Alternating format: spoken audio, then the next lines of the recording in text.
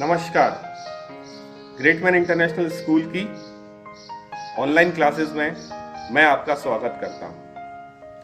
कोविड-19 महामारी के इस दौर में मेरा ऐसा मानना है कि आपका परिवार पूरी तरह सुरक्षित है, स्वस्थ है और बच्चों ने लॉकडाउन में बहुत एंजॉय किया है। अब मैं आपका सपोर्ट चाहता हूं। इस ऑनलाइन क्लासेस में बच्चों की शिक्षा को हम अब स्टार्ट करते हैं और बहुत ही जल्द जो भी आपका बैकलॉग है हम उसको क्लियर भी करेंगे और एक नए तरीके से आपकी शिक्षा अब स्टार्ट होने वाली है। पेरेंट्स का हमें पूरा सपोर्ट चाहिए।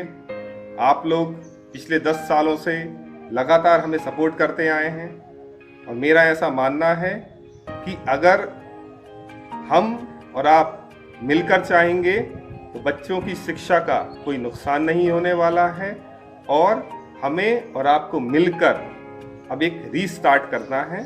Now let's restart. Best of luck. नमस्कार। Hello scholars, how are you all? I hope you're staying safe, staying healthy at home. During this long lockdown for COVID-19 pandemic, I know the schools are closed, but the learning is not, of course. So here we are the teachers to help you with e-learning. I know it can be challenging for both teachers as well as scholars, but if we hold hands together, we can make this e-learning a successful one. So let's start with the class today. This is day 1 English, grade 10, poem Animals, written by Walt Whitman. So here in this poem, the poet creates a comparison between human beings and animals. He wants to stay close to animals because he thinks that animals are self-content, they are self-satisfied, they are happy, they are happier than human beings, they never complain about their conditions, and vice.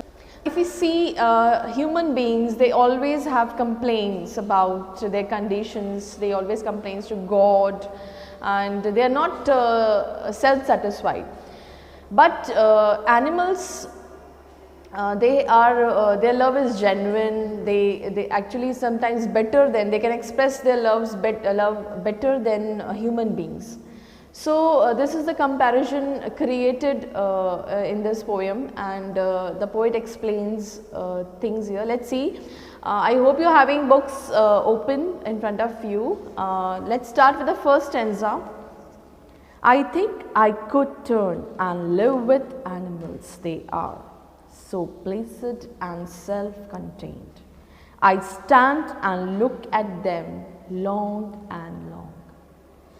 In these lines, poet says that he wants to turn away from the depressing human world. He wants to stay close to animals because he feels that they, according to him, they are calm, self-contained, and they are self-satisfied. And he stands there and he stares at them. So let's start with the second stanza. They do not sweat and whine about their condition. They do not lie awake in the dark and weep for their sins. They do not make me sick discussing their duty to God. Not one is dissatisfied, not one is demented with the mania of owning things. Here in these lines, the poet says that animals do not sweat or grumble about their conditions as humans do. Nor do they lie awake and weep over their sins like humans. Animals actually do not even make the poet bored by discussing their duty to God as humans do. According to the poet, no animal is discontented or is crazy to possess more and more things in life. They do not have the desires like humans have. They do not have the mania of possessing things like humans have. So here poet explains that the animals are self-content and satisfied with what they have. Let's start with the third stanza. Not one needs to another, nor to his kind that lived thousands of years ago. Not one is respectable or unhappy over the whole earth. So they show their relations to me and I accept them. They bring me tokens of myself, they evince them plainly in their possession. I wonder where they get those tokens. Did I pass that way huge times ago and negligently drop them? In these lines, the poet says that no animal bows his head in respect to one another. In the above lines, the poet says that no animal bows his head in respect to another or his ancestor who lived thousands of years ago like human beings, and they think that they are equal and they remain satisfied.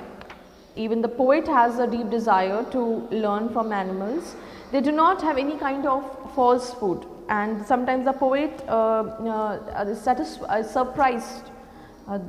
The poet is surprised at their quality. He wants to learn from them, and he wonders from where the animals get these characteristics. Animals remind the poet of his original characteristics, which animals still retain and show them clearly. This concludes the poem. The rhyme scheme is a free verse. There is no rhyme in the poetry. The alliteration used is the poetic device is used vividly in some lines. For example, the mania of owning things is a repetition of sound. They do not lie awake in the dark is the repetition of k sound. So this is the alliteration used here.